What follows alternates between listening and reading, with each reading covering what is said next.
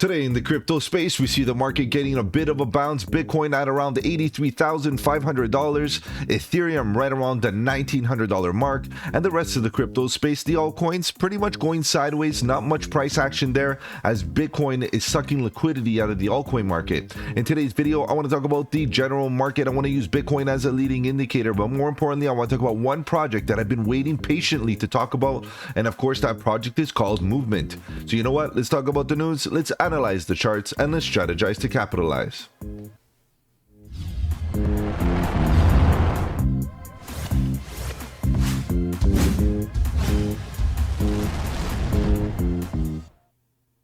Welcome to the channel. My name is Mike, and let's get right into it, guys. If you're new to the channel, welcome.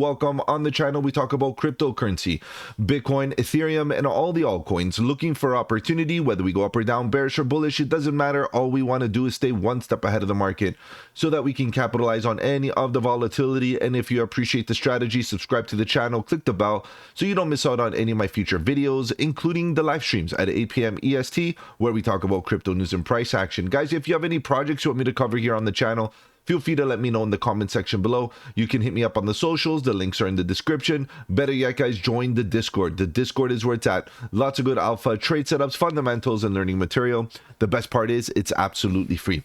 All right, guys, let's begin. Let's see what's going on here with this market, because today was pretty interesting. We got a bit of a move to the upside on Bitcoin. Our first impulsive move on lower time frames, which is a good indication that maybe the bulls are in. And more importantly, of course, as per usual, I'm looking at that volume, guys. As you can see, a good amount of volume coming into here with regards to trading volume. Unfortunately, the market cap is still not pumping, which means that the volume that we're seeing here is based on circulation. Basically, we're seeing a lot of the capital recirculate throughout the market. No fresh capital is entering the market, unfortunately, and there's a lot of metrics that can be giving us that evidence. And of course, tonight at 8 p.m. EST, we'll talk about that. We'll take a look at some of these metrics, but ultimately, guys, it's the main idea here is the market cap. Without market cap rising, the overall capital that we're seeing here is basically rotation. People exiting some of the altcoin positions, buying some Bitcoin because it's showing strength. Maybe people deploying some of the USDT that they may have into Bitcoin and rotating throughout the capital throughout the space, throughout the crypto space. This is what we're seeing without fresh capital. All right, guys, before we get into Bitcoin and move, we are going to scale through the top 100 here to see what exactly is happening. Today was a really interesting opportunity, of course, for Bitcoin to start to see Bitcoin showing a little bit of strength on lower time frames. Bitcoin got a little bit of a move. I know it's a little bit too early to celebrate, but these bottoms that you see here could be the beginning of something at a critical level. Bitcoin's at a very critical level, and we'll do a quick summary on Bitcoin in a second. Ethereum, a little bit of a 1% move, but generally speaking across the market, you know, there's some green, there's some red. It's a pretty sideways, as you can see. You know, some of them going more sideways than others, some of them still dripping down, dipping. And if you go on lower time frames, that's the way it is. We're not getting much happening, no volume, no interested right now in altcoins. But if Bitcoin starts to show strength, well, you have to ask yourself, what is going to happen next? Right? People are going to start to use Bitcoin as the indication that maybe capital is going to be flowing back into the crypto space, which is healthy. And not only that, people are going to start taking profits off of Bitcoin and rotating right back into the altcoin market, because ultimately people know, you know, cyclically in previous years that altcoins do eventually, based on, you know, altcoin season and moments in the cycle, that altcoins outperform Bitcoin significantly, right? So this is what we're waiting for, is that signal, that indication that we're ready to run and see the altcoins recover, because they're definitely at bear market bottoms. A lot of these altcoins are at fire sale opportunities, and that's usually where the risk to reward ratio is healthy. And from a risk to reward ratio opportunity, people start to deploy capital. And that is the reason why I am talking about move today. It's because from a risk to reward ratio opportunity, move is at a critical decision point where either it's going to get a fat bounce to the upside, or guess what, guys, it's coming down to much lower levels. And of course, we're going to take a look at that in a second. Let's continue going down, scraping through the market. You can see today in the last 24 hours, you know, a few dips, 5% on ENA. I bought the dip on ENA this morning. I broke my rule, guys. I said that I was going to deploy capital every weekend, and guess what? I bought a little bit more today, starting the new week. It's all good because, you know, the red days, and I'm starting to see some strength in Bitcoin on the daily, on the 4 hour. Even for a bit of a relief rally, we should should see eventually Bitcoin do well. And then a bit of a rotation into these alts, of course, causing them to catch up, and which would be awesome, of course. So I want to make sure that I'm aligned according to what's happening in the market. And you can see like a lot of the altcoins, even Sonic, nice flat line, even Caspa, nice flat line. We got a lot of flat price action right here after a downtrend. And that's usually where, you know, things start to, you know, play out. Maybe we getting a bit of a bounce. We have Maker doing pretty good and many others doing pretty good. As you can see, some of them still coming down. Of course, Move is one of them, guys. Move is down another 5% as we speak. Critical moments for Move, and this is why I'm making that video. And of course, as we continue going down, a lot of these projects are finding a little bit of a bottom, a little bit of a floor price here on the 1 hour fractal, which is a good indication that maybe some relief is due across the market. All right, guys, so let's get right into these charts. I know you're here to talk about price action, so let's begin the analysis talking about Bitcoin. What is going on with Bitcoin, guys? I know this chart is starting to look like a masterpiece, like an absolute piece of art, but at the end of the day, guys, there's a lot to be said, especially as we hang around these zones. Let's take a look at this in a little bit more detail. The thing is that, you know, after distribution like this, we start to look for better opportunities, less risky opportunities. There was risk here, and as we come into this zone where we are right now, we can officially say this is a lot less riskier. We've been on a downtrend for a good while, since January, pretty much coming down to lower levels, and these lower levels are starting to coincide with good volume liquidity zones where there are much volume, much market participation to cause some volatility. As you can see, look at this volume node. And ultimately what we're trying to do right now is to figure out, you know, are there any signals of a bottom? Now I'm going to tell you this, guys. Today Bitcoin did something quite interesting. Now the day is not over, obviously, and I'm curious to see how the Asia market's going to do, or how they're going to respond to this bullish price action as the day ends and as the Asia market wakes up to tonight. Again, around 8 p.m. EST, as I go live, the Asia market's coming in hot, and they usually lay the smackdown when we have green days. But I'll tell you this, if you look at the daily, we're hitting the golden pocket 618. We're hitting a level of that is quite interesting with regards to liquidity. Looking left, there's a bit of volume here, a bit of liquidity still left that could be, you know, taken, that I'm interested in seeing if that happens. Another level that's interesting is down here at about 77k, 77,300. I'm curious to see how we respond there, and if we continue breaking down from that level, guys, you know what I have to say. Obviously 72,000 is the target. However, the reversal, the follow through, the potential change of character here is ideal at the golden pocket. And obviously it may not look like much right now, but on lower time frames it is pretty good. I'm going to just be clear about this. We are still in a downtrend. Okay, until the downtrend is defined as a reversal, which is not happening right now. As you can see, we're still making lower lows and lower highs. We are still in a downtrend. So when do we change this downtrend trajectory? When we start breaking above this, above 88,000, more or less. Let me do this. Yeah, 89,000. If we break above that, we start to introduce a higher high, maybe a higher low, and then we start moving to the upside. But at the current moment, this is not the case. That's the reality. We are still in a short-term downtrend. If you get onto the 4 hour, this is where things started to look interesting. This is our first impulsive green candle that we've gotten in a good while. If you start tracking this downtrend from, again, right around here, about March 25th, more or less, after this, you know, capitulation or this distribution, we started to come down for this downtrend. We were in a beautiful uptrend. We hit resistance, and I was telling you guys, this is the level where I'm not interested in taking risk. I expect a downtrend. And so far we are here into this downtrend, as you can see. Okay, so now the question is, we got many impulsive moves from the bears. The bears have shown tons and tons of strength. Today is the first day that the bulls actually stepped in here on the 4 hour and closed a decent candle. Right now, it's only the 4 hour candle. The daily candle is a lot more interesting to see. Obviously, we got a few more hours till the daily close, and we're interested in seeing how it does. But if you can see right here, this sell pressure wanting to keep the price below, and even on lower time frames than the 4 hour, it would look a lot more clear. But what I like about this is that the impulsive move, guys, the bulls finally came in with a nice impulsive move after many weak, you know, reliefs to the upside, finally getting something that breaks above the previous top tops, regardless of how the 4-hour closed. This is still a very, very strong attempt from the bulls in comparison to the previous attempts. Okay, so this is pretty good. Now again, to the where the magic really happened today on the Discord, I was talking about this setup really early in the morning. For some of us, you know, we were able to get in. For others, we had to just watch. The reality is this was the zone that I was eyeballing all morning.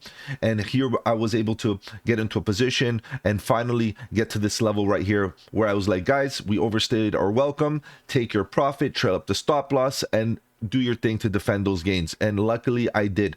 And you can see that this right here is clearly a pump for people to take profit.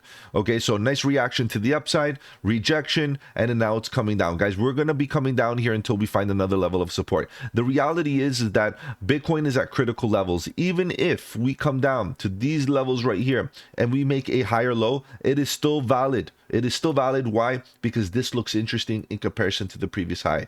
We technically made a higher high here. Okay, so this is what I'm interested in. Now, it's not an aggressive one. You know, a bit of volume came in very nicely here on the 15-minute. However, I would like to see a higher low. It doesn't matter how low it goes. Obviously, it would be nice to stay above about $82,250. I would have loved to see that happen. Get a rejection, come right to about this level, get back up to the neckline or the breaking point, as you can see, and then we start to, you know, introduce that, you know, maybe we hold support. Now, for those of you that are looking at this as a potential bigger cup and maybe handle, what I want you to notice is that you don't want to retrace more than 50% to lower than the 0.5 Fibonacci, and that's right around this level. To be honest, look at that support. It would be ideal that this dip that we get right now stays above the 0.5 Fib, so like right around here. Maybe if it comes down a little bit lower.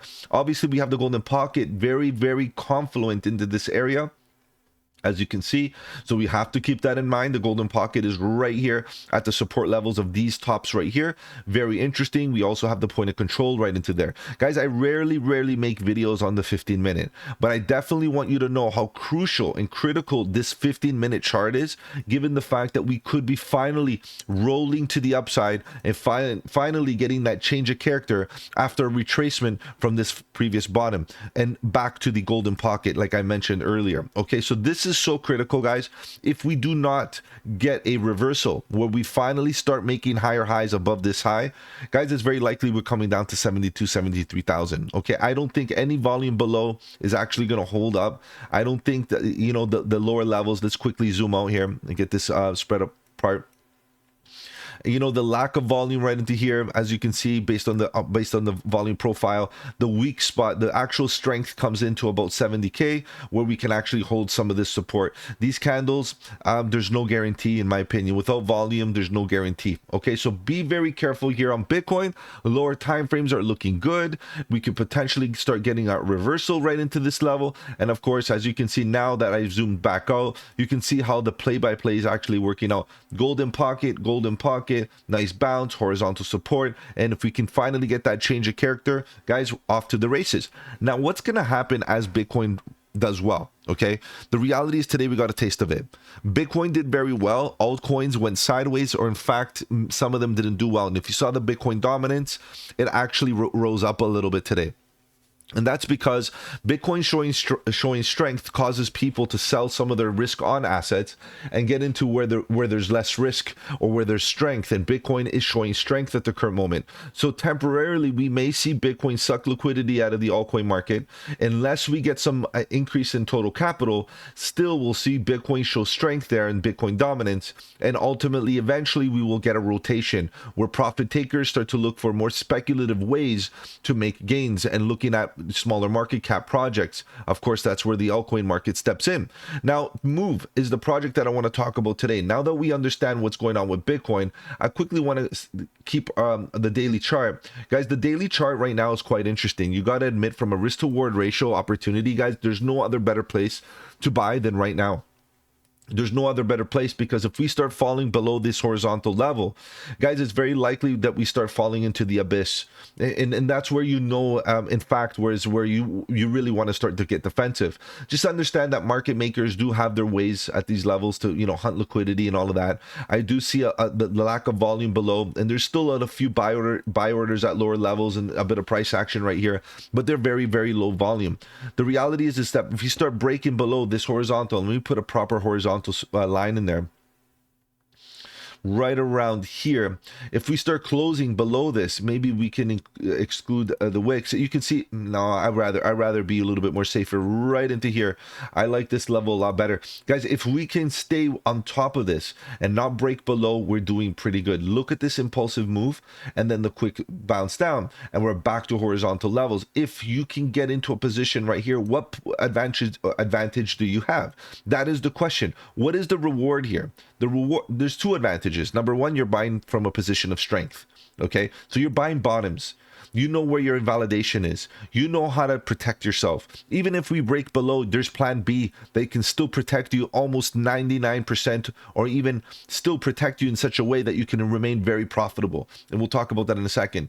But ultimately, it's the risk to reward ratio that you can get in right now. Let me show you what I mean. If we get into a position right now, absolutely right now, you put a stop loss right here, give yourself a bit of wiggle room. I would put it that you can withstand more than 2%. And the reason why I am saying this, I know a lot of traders say make sure that your losses represent, 1 or 2% of your entire trading portfolio. You guys got to do the math. But for this trade right here, I would be prepared to have a stop loss that handles a little bit more. So that means less leverage and less position size if that has to be. But the reality is you want to prepare for a liquidation hunt or a stop hunt, right? Because it could happen. The invalidation is too clear. Market makers may want to take full advantage. So what I'm saying is, from a risk to reward ratio opportunity, even if you include a 10% stop loss, okay, which again should only represent 2% of your trading portfolio. So you got to do the math to figure out how much that is via position size. Where do you think we should get resistance? Well, the first area of resistance is right here. It's a 51% move to the upside. Risk to reward ratio at this current moment is almost 5-1, which is very, very healthy. Okay, so we're talking about an opportunity here. Obviously, we saw this. This is still resistance. But I'm doing this based on the opportunity of this volume gap that we got here, this weak spot. Obviously, there's a lot of little resistance points right here based on previous price action, psychological resistance for sure. If we can break above these candles once again and hit this level, which I see very possible, since we already pierced right through it through this candle pierced right through it, which means that ultimately this whole level is a lot weaker than it was before. I feel that ultimately getting to this level can be very easily achieved, given that we're given that opportunity for some support. Now, after that, what you could do is something very easy. Just trail up a stop loss. Trail up the stop loss so that you can put your stop loss into profit, maybe trail it up to here, 49 cents, and see what happens and let this thing run. If it runs, great. If it doesn't, or you get sense that maybe it's ready to roll over, take 10% of profit and trail up the stop loss. Protect the rest of the gains. And that way, you can remain profitable on your 51% move. Now, where the magic really does happen here is the fact that with only 2x, with the 2x position, yeah, you can make 100%, and yes, you can lose 20, but you can still double your position with a 2x leverage, which is always decent, which you can just take your profit, take your initial investment off the table, and deploy on spot so that you're in a less riskier scenario. Because on spot, even if the worst case scenario comes around, you're not going to lose unless you realize those losses by selling on a loss. Now, the worst case scenario is this. This is a really good scenario, but the worst case scenario is that we break this bottom. And I'm going to highlight its importance, this bottom right here, by just making it a bit thicker to say, look, ultimately we can fall right through, and it's very possible. And once we look at oscillators, you'll see what I mean, why I say that. But ultimately, what could happen here is that sweep.